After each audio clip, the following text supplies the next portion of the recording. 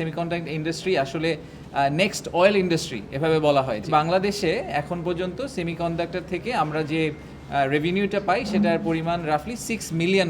যে যদি আমরা বাংলাদেশেও তাদেরকে ভালো প্লেসমেন্টের সুযোগ দিতে পারি এবং বাংলাদেশি উদ্যোক্তাদের সাথে তাদেরকে কোনোভাবে কানেক্ট করে দিতে পারি, তাদেরকে ওই স্কিলগুলো দিতে পারি, তাহলে হয়তো বাংলাদেশেও ইন্ডাস্ট্রিটা দাঁড়িয়ে যাবে। প্রধান উপদেষ্টা কার্যালয় থেকে যে সেমিকন্ডাক্টর ইন্ডাস্ট্রির কথা আপনারা সবাই শুনেছেন যে এখন গ্লোবালি প্রায় $600 বিলিয়ন ইন্ডাস্ট্রি এবং ওয়াল স্ট্রিট জার্নাল এবং অনেকেরই প্রেডিকশন হচ্ছে যে 2030 সালের মধ্যে এটা প্রায় $1 ট্রিলিয়ন একটা ইন্ডাস্ট্রিতে পরিণত হবে। কিন্তু দুঃখের বিষয় হচ্ছে যে বাংলাদেশে এখন পর্যন্ত সেমিকন্ডাক্টর থেকে আমরা যে রেভিনিউটা পাই সেটার পরিমাণ রাফলি $6 মিলিয়ন। একেবারেই ছোট্ট। আমাদের কিছু উদ্যোক্তা আছেন যারা বেশ কিছু দূর এগিয়ে গেছেন, কমপ্লিটলি নিজেদের চেষ্টায় তারা এতদূর চলে গেছেন, সরকার থেকে খুব একটা সাহায্য পাননি। কিন্তু এই জায়গাটাতে আসলে গ্লোবালিও অনেক রিপোর্ট আছে যেখানে বলা হচ্ছে যে সেমিকন্ডাক্টর ইন্ডাস্ট্রি আসলে নেক্সট অয়েল ইন্ডাস্ট্রি এভাবে বলা হয়। যে অয়েল ইন্ডাস্ট্রিতে যেরকম বড় ধরনের ট্রিলিয়ন ডলারের একটা সম্ভাবনা রয়েছে ছিল এবং এখন ওটা গ্রো করছে, সেমিকন্ডাক্টরও ভবিষ্যতে এরকম একটা জায়গায় চলে যাবে। এআই, মেশিন লার্নিং, এই প্রত্যেকটা জিনিসের ব্যাক এন্ডেই আসলে সেমিকন্ডাক্টরের একটা বড় ভূমিকা আছে। আমাদের ন্যাশনাল এফডিআর জন্য যে আমরা হিটম্যাপ করেছিলাম বিডা থেকে, সেখানেও কিন্তু সেমিকন্ডাক্টরকে আমরা একটা ফোকাস ইন্ডাস্ট্রি হিসেবে রেখেছিলাম, যেই সেক্টরে আমরা মনে করছি যে বাংলাদেশের সম্ভাবনা রয়েছে।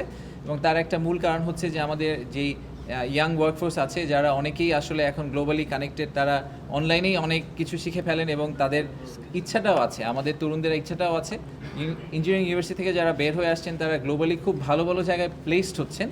তার মানে হচ্ছে যে যদি আমরা বাংলাদেশেও তাদেরকে ভালো প্লেসমেন্টের সুযোগ দিতে পারি এবং বাংলাদেশি উদ্যোক্তাদের সাথে তাদেরকে কোনোভাবে কানেক্ট করে দিতে পারি, তাদেরকে ওই স্কিলগুলো দিতে পারি, তাহলে হয়তো বাংলাদেশেও ইন্ডাস্ট্রিটা দাঁড়িয়ে যাবে। তাহলে আর তাকে সিলিকন ভ্যালিতে গিয়ে কাজটা করতে হবে না, উনি বাংলাদেশে বসেই হয়তো একই রকম বেনিফিটস এবং সাপোর্ট নিয়ে বাংলাদেশে ওনারা এটা করতে পারবেন। একদম যদি টাস্কফোর্সের যে অবজেক্টিভ যেটা ছিল সেখানে আমরা কয়েকটা জিনিস করার চেষ্টা করছি। প্রথমত আমরা একটা গ্যাপ অ্যাসেসমেন্ট করার চেষ্টা করেছি যে যেটা আমাদের দরকার আর আমরা এখন কি ডেলিভারি করছি সেটার মধ্যে গ্যাপটা কতটুকু আছে। দ্বিতীয়ত হচ্ছে যে গ্যাপটাকে কমিয়ে নিয়ে আসার জন্য কী ধরনের পলিসি সাপোর্ট বা ইন্টারভেনশন সরকার থেকে দেওয়া দরকার, সরকারের আসলে রোলটা কি হবে এই পুরো প্রসেসে, সেটাকে আমরা দাঁড় করানোর চেষ্টা করেছি।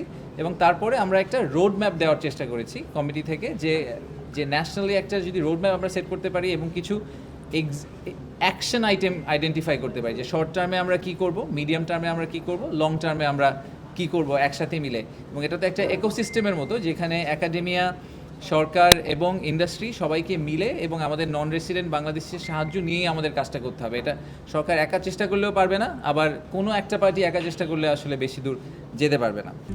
RICL TMX, যুগের পর যুগ স্থাপনা থাকে মজবুত। যারা সেমিকন্ডাক্টর ইন্ডাস্ট্রি নিয়ে একটু পড়ালেখা করেছেন তারা জানেন যে সেমিকন্ডাক্টরের যেই পুরো প্রসেসটা, এটাকে 3 ভাগে ভাগ করা যায়। প্রথম ভাগটা হচ্ছে ডিজাইন, দ্বিতীয়টা হচ্ছে ফ্যাব্রিকেশন বা একদম কোর ম্যানুফ্যাকচারিং যেটাকে বলে, আর তৃতীয় অংশটা হচ্ছে টেস্টিং অ্যান্ড অ্যাসেম্বলি। তো আমাদের ইন্ডাস্ট্রিটা এই মুহূর্তে বাংলাদেশে আসলে মোস্টলি ডিজাইন সাইড নিয়ে কাজ করে এবং সবচেয়ে বড় ইনভেস্টমেন্টের আসলে মানে যদি আমি একদম ইকুইটি ইনভেস্টমেন্ট বা ফাইন্যান্সিয়াল ইনভেস্টমেন্টের কথা বলি, সেটা আসলে প্রাইমারিলি করতে হয় ফ্যাব্রিকেশন প্ল্যান করতে হবে।